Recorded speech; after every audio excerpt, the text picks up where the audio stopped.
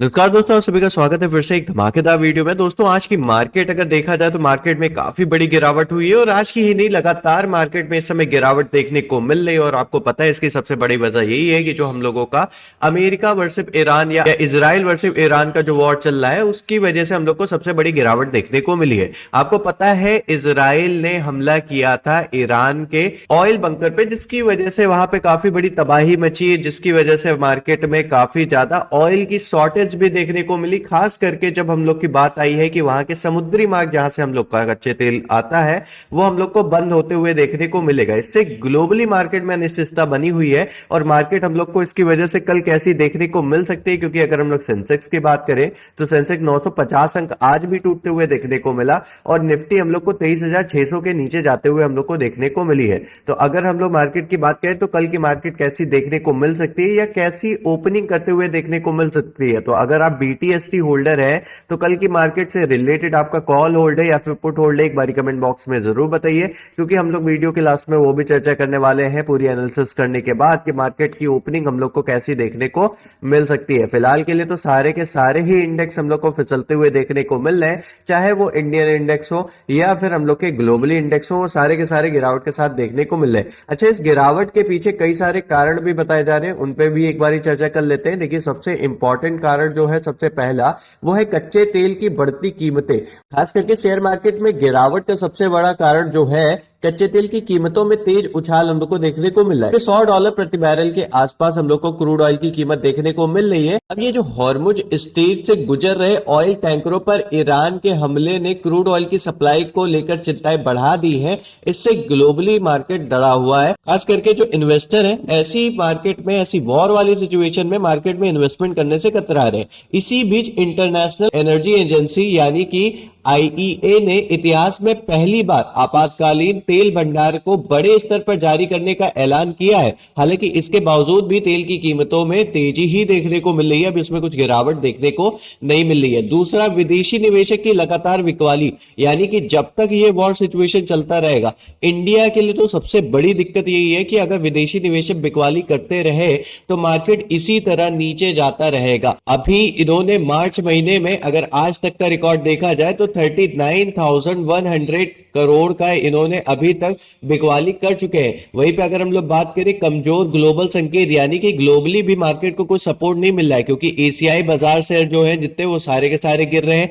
बड़ी वजह कच्चे तेल की कीमतें हैं इस गिरावट के पीछे, जो कि मैंने अभी बात की। रिपोर्ट के मुताबिक हॉर्मुज स्ट्रेट और इराकी समुद्री क्षेत्र में कुछ जहाजों पर हमले की खबर सामने आई है, जिससे तेल सप्लाई में रुकावट की आशंकाएं बढ़ गई हैं। इससे दुनिया भर में महंगाई बढ़ने की चिंताएं भी काफी ज्यादा तेज हो गई हैं। अमेरिकी शेयर बाजार में पिछली रात गिरावट के साथ बंद होते हुए हम लोग को देखने को मिला। वहीं पे डाउ जोन्स इंडस्ट्रियल एवरेज लगभग 0.61% तक गिरते हुए हम लोग को देखने को मिला है। SP 500 जो है वो भी हल्की गिरावट करते हुए देखने को मिला। नैस्डैक में हल्की फुल्की ऊपर नीचे मोमेंटम हुई है, हल्की फुल्की मामूली बढ़त किया है, लेकिन ओवरऑल अगर देखा जाए तो सारे के सारे हम लोगों के इंडेक्स फिसलते हुए हम लोग को कल देखने को मिले थे।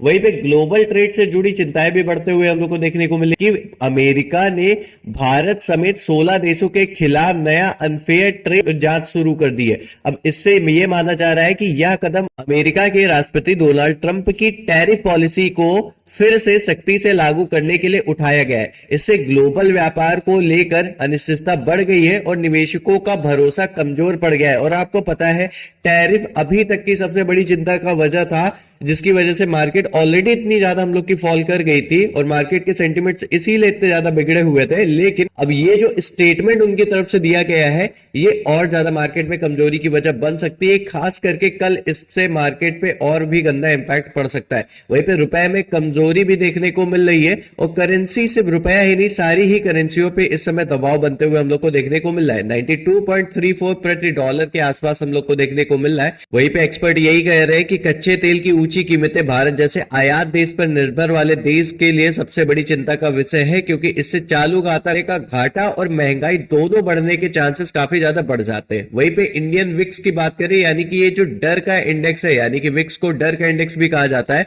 यह बताता है कि आने वाले समय में बाजार में कितनी अस्थिरता हो सकती है। वहीं पे गुरुवार के दिन जो कारोबार हुआ है मार्केट में, वो इंडियन विक्स में करीब 6% की बढ़त लेके आया है, यानी कि 22.32 तक हम लोगों को यहाँ पे इंडियन विक्स जाते हुए देखने को मिला है। अब इसका डायरेक्टली मतलब ये है कि निवेशकों के बीच में भारी चिंताएं बढ़ी हुई है और वो काफी डरे हुए हैं मार्केट में इन्वेस्टमेंट को लेकर। अब यहाँ पर हम लोगों के लिए कल के लिए सबसे इंपॉर्टेंट देखना क्या रहेगा। देखिए, हम लोग के लिए सबसे बड़ी निगेटिव खबर ये आ ही रही है कि मिडिल ईस्ट में जो बढ़ते तनाव है और हॉर्मुज जल डमरू मध्य जो था आपका में जहाजों पर हमले की खबर भी निकल के आई है, जिसकी वजह से निवेशक ऑलरेडी डरे हुए हैं। अब कल सुबह तक कोई शांति की खबर नहीं आती है, यानी कि आज रात भर का टाइम है, न्यूज पे हम लोग का काफी ज्यादा ध्यान देने की जरूरत है, क्योंकि कल सुबह से रिलेटेड अगर कोई शांति की खबर नहीं आती है तो बाजार पे कल भी दबाव बना रह सकता है और निगेटिव सेंटिमेंट्स मार्केट में हम लोग को देखने को मिल सकते हैं। वहीं पे कच्चे तेल की कीमतों में गिरावट काफी ज्यादा जरूरी है। अगर इसमें ऐसे ही बढ़त रही तो फिर हम लोगों की अर्थव्यवस्था पे काफी भारी चोट पड़ सकता है और ये रुपए के लिए भी काफी ज्यादा नकारात्मक यानी कि निगेटिव इंपैक्ट डालते हुए देखने को मिलेगा। एलपीजी और फ्यूल से भी रिलेटेड हम लोग को यहाँ पे चिंताएं देखने को मिली है। देखिए, फ्यूल की चिंताएं तो समझ में आती है, लेकिन इस समय एलपीजी की भी शॉर्टेज हम लोग को काफी ज्यादा देखने को मिली है। सरकार द्वारा घरेलू गैस जो है उसकी आपूर्ति को प्राथमिकता देने से कमर्शियल सेक्टर में गैस की कमी की खबरें हम लोग को देखने को मिल रही है, जो होटल और रेस्टोरेंट जैसे स्टॉक जो है उस पे भी असर डालते हुए देखने को मिल सकते हैं, खास करके निगेटिव। वहीं पे अगर हम लोग बात करें most important support and resistance Nifty 50 और बैंक निफ्टी की, तो अभी फिलहाल के लिए 23,350 से 23,400 का लेवल काफी ज्यादा इंपॉर्टेंट इसका सपोर्ट लेवल है। वहीं पे रेजिस्टेंस हम लोग को 23,850 से 24,000 का देखने को मिल रहा है। बैंक निफ्टी की बात करें तो 55,300 से 55,400 का लेवल काफी इंपॉर्टेंट इसका सपोर्ट देखने को मिल रहा है। वहीं पे रेजिस्टेंस की बात करें 56,100 से 56,200 का लेवल काफी ज्यादा इंपॉर्टेंट यहाँ पे रेजिस्टेंस देखने को मिल रहा है। एक बार इसी चीज को हम लोग टेक्निकल एनालिसिस कर लेते हैं। जैसे कि अगर निफ्टी की आज क्लोजिंग की बात करें तो इसकी क्लोजिंग हम लोग को देखने को मिली है 23,639 या बोल सकते हैं 23,640 के लेवल के आसपास क्लोजिंग देखने को मिल रही है। अभी इसका सबसे करीब जो लेवल है एज अ सपोर्ट वो है 23,600 से 23,500 का लेवल। अगर इसके नीचे आती है मार्केट या फिर मार्केट कल के दिन तोड़ने में नाकामयाब रहती है 23,700 से 800 का लेवल, यानी कि ये जो एक रेजिस्टेंस देखने को मिल रहा है, कल इसको तोड़ने में नाकामयाब रहती है तो मार्केट में गिरावट आ सकती है। नेक्स्ट गिरावट जो हम लोग को देखने को मिल सकती है, जो नेक्स्ट इसका रेजिस्टेंस लेवल है वो 23,900 से 400 है, यानी कि ऊपर बहुत सारे ऐसे रेजिस्टेंस लेवल हैं जहां से मार्केट जाके रिजेक्ट होते हुए हम लोग को देखने को मिल सकती है। फिलहाल के लिए मार्केट के लिए काफी ज्यादा इंपॉर्टेंट रहेगा 23,700 या 23,600 के लेवल के ऊपर सस्टेन रहना। कल हो सकता है मार्केट में वॉल्यूम थोड़ा कम रहे, आज एक्सपायरी वाला दिन था जिसकी वजह से मार्केट में काफी ज्यादा वॉलेटिलिटी हम लोग को देखने को मिल रही थी, थोड़ा बहुत मूव भी देखने को मिला। कल हो सकता है मार्केट थोड़ा शांत हम लोग को देखने को मिले और साइडवेज देखने को मिले, लेकिन अगर कोई नेगेटिव खबर और आती है तो मार्केट और ज्यादा फिसलते हुए देखने को मिल सकता है करीब 23,500 से 23,400 के लेवल तक।